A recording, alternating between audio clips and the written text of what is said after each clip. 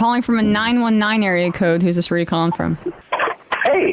Hey. This is Todd from Raleigh. Todd can you hear me okay? Todd from Raleigh. Yes, I can hear you. Awesome. Well, first thing I wanted to say, love y'all guys. I'm flying up from Raleigh to New York for the election show, and I'm super excited about that. Oh, that's great. Yeah. So I've been, because Twitter, X, whatever, is a hellscape now, been getting a shit ton of like Douglas Murray posts in my feed. And one thing I just, in one day going down the rabbit hole, I found out that despite him continually insisting on the importance of Judeo-Christian values, as he says, he is himself a non-believer, but has had a long history of insisting on the importance of mass belief in Jewish and Christian religion. And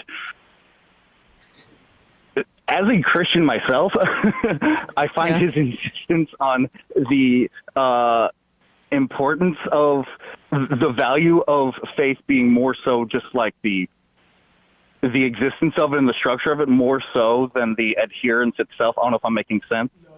Yeah. No, it makes sense. Yeah. And I've seen like people like Prager make these cases before that. I think one time Prager literally said like, whether or not God exists is actually not as important as much as the necessity of religion being like the case. Mm-hmm. So what is their what's their deal? Their goal? Yeah. Well, I mean, white supremacy. White supremacy. That's what it's all about. That's why they talk about Judeo-Christian values. They're talking about primarily a Western civilization, white people, society that they want to uphold. That's what they mean. That's exactly what they mean. They're just using that terminology to not straight up say that they're hood-wearing white supremacists. Sorry, Matt. I didn't mean to cut you off, but like It's that, and it's more broadly just hierarchies, which include white supremacy, but also male domination over women, straight male, like the construction of the family in a very specific way over people who may have a different gender identity, people who may be queer, gay, lesbian. They say God's like, that's why they could be total hypocrites about what Jesus says and what the lessons of the Bible are. Because all they're really interested in religion as it operates is creating those rigid hierarchies for people. That makes sense. I guess the thing that baffles me the most then is he sits there and says, well, religion is too ridiculous for me, but like you small people need it to be kept in line. Like, so who is he for? What's the market for him? Because he's clearly doing a shit job evangelizing. Yeah, people who think like him. People who think like him. Like I've seen the reactions to him from his supporters. You have the white supremacists who believe that the evangelical Christians and the Jewish people are below them, and they'll use them. And usually when they talk about Jewish people, they're strictly talking about Israelis, like the Israel government. They're talking about their support for the Israeli government. It's a far right-wing institution. But they use those groups to basically they use those groups to basically curry favor with those who are looking to get support from anywhere. Like you'll see it all the time with like the rabid right-wing pro-Israel people online, where they will find allies anywhere. They don't care about what you even think about Jewish people if you are ready to stand up for Israel. Like I've seen it time and time again. And then you have, look at Douglas Murray, for example. And then you have the people who think like him, who also think that like we will use these people to, get their votes, get their money, whatever. And we'll maintain that hierarchy where we're smarter, we're better, but we maintain this sort of Western white male dominated culture.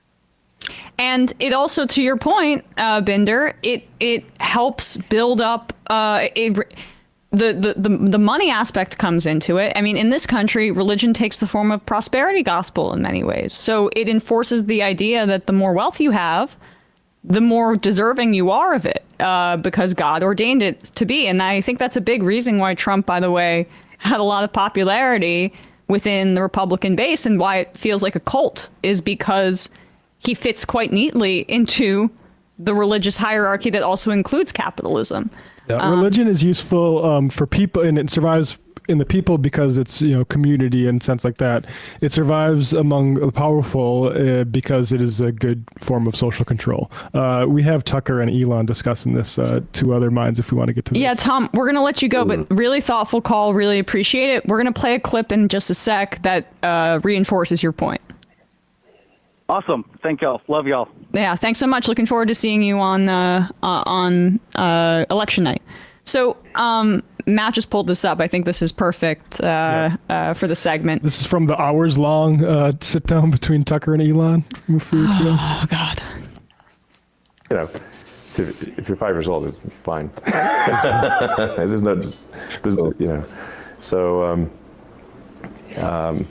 But I'm not Jewish. It's just that my father's two partners in his engineering firm went to the same Hebrew preschool, and it was near our house, so I just got sent there. I'm sorry. Pause it. Pause it. Listen, that's got to be the most ridiculous. I am tangentially connected to this, so I know what I'm talking about. I've ever heard in my life. Listen, I've brought up how I am ethnically Jewish. My father is Jewish. And that's and even that I feel uncomfortable even claiming myself as Jewish, because I wasn't brought up in the religion. And when people ask what my ethnicity is, I'm white. I'm white. People, but the fact that this guy just went on there and said, "Oh, listen, there was 2 engineers at my father's firm that were Jewish. Let me tell you about Judaism." Is the He's most Jewish by osmosis. fucking hilarious thing I've ever heard in my life. I'm sorry. All right. In Hebrew preschool, and it was near our house, so I just got sent there.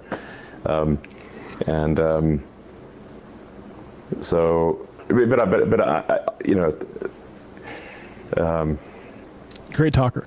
Maybe this will make me even more enemies, but I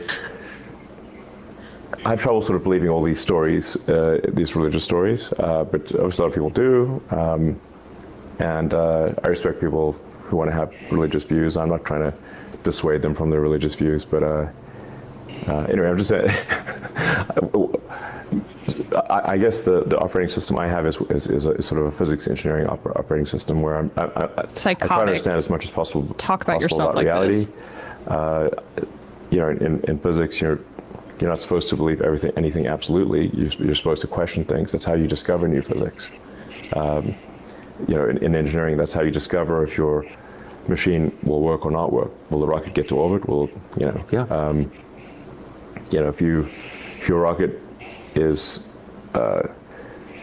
designed with physics in mind correctly, it will get to orbit, and if it is not, it will not get to orbit, no matter what your belief system is. You can believe. What is this about? It's I meet a lot of people, speaking of LA, I meet a lot of people in LA who believe witchcraft is real, and that you can do spells. And that spells and witchcraft, magic. Tucker believes in witches. Can you magic us to the moon? And no one has yet been able to magic us to the moon. So yeah. So yeah, there was that, and then there was also the fact that when Trump said that I turned at the last moment, and that almost makes you believe in God. Elon quote tweeted that and said, "Oh wow, this is interesting. Me too." Great. He'll have his come to Jesus moment like Russell Brand. I have to imagine. I think that just has to be on the horizon for Elon Musk. I just feel it in him. You feel that he's going to be hawking amulets to protect you from Wi-Fi radiation while you're rocketing to the moon? That's a way to offset it. Well, you see, the problem is he has like an engineering and physics-based operating system, but it's Windows Vista. So there are a lot of bugs. Yeah. I've heard he has a ketamine-based operating system. I gotta say, it's Just based on what I've seen from his tweeting habits. So you guys it is something that we listened to this clip, and it was like, let's listen to what they had to say about the topic. And I honestly could not fucking follow what Elon Musk was saying. I have no idea the point he was trying to make. He's a really bad speaker. He's really bad. Him, he Peter doesn't know what he's Thiel, all talking these about. guys. That's why it's not just because, like, you know, people will say, oh, he's autistic. No, it's not that. It goes well beyond that. The dude literally doesn't know what he's talking about in this realm. He is a complete idiot on a lot of things, but especially when it comes to news and politics and current events. And because he's been successful in some areas of business, people think that extrapolates to everything. He must be a genius everywhere. Just like, and I think I've heard from a lot of people who say this, who were once Elon Musk fans. They were fans of Elon Musk until they heard him speak about something that they were knowledgeable about. And then they quickly realized that he is a charlatan. He's got no clue. He bloviates, so he sounds smart to people who don't know any better. And then if you do know about the issue, then that's when, you know, the paint starts to peel off the wall and you realize that this guy's just bullshitting. That's what's the wild thing about all these guys and how they love to be guests on long form podcasts for some reason. You are a billionaire. Because they're narcissists. Yeah, and it's like you're not doing yourself any favor by overexposing how like the actual level of your intelligence. People would have overinflated the level of this guy's like intellectual capacity so much if he just stayed offline. Right. Or honestly, it's preferable when he jumps around like a toddler seeing an ice cream truck. Like, at least he's not fucking talking. It's not even hypothetical. Just like 5 years ago before COVID, and he started acting like some sort of expert on vaccines and immune disease, communicable diseases. Before he started doing that, people legitimately thought this guy was like a modern day like Tesla, like or an Albert Einstein or something. People thought he was a genius. He was beloved. He had like the public opinion on him was approval through the roof. People thought he was great. They actually believed this guy was going to take them to Mars and bring in the next generation of technology for human beings. And then he started talking about things he has no clue about, which is a lot of things. And then they started to realize, wow, this was the guy we thought that about? Like, it's not even hypothetical. That's who he was. He was a beloved American figure, a global figure even. They put him in Iron Man as someone who was supposed to be like a Tony Stark type guy. Blech. I think, honestly, a lot of people thought he was smart and found out that he's just opinionated, which is not really, the same thing. I mean, that's almost like he's opinionated, sort of, but he's really like, I think he's just mentally unwell for the most part. He doesn't seem to have any grasp of, I guess that's a billionaire. He doesn't have any grasp of reality. So. What's the selection process for these guys? Is they put a bunch of money in PayPal in the 90s and it hit big money, and now they get to pretend like they are the lords of innovation. Yeah. Right.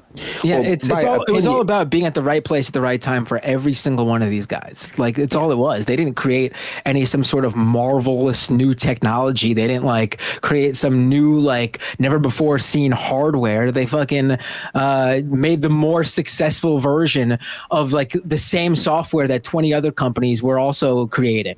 Hey, folks, don't forget to hit the subscribe button and check out our daily show. We do it every day at 12 p.m. Eastern for about 2.5 hours. We even take phone calls. You should check that out.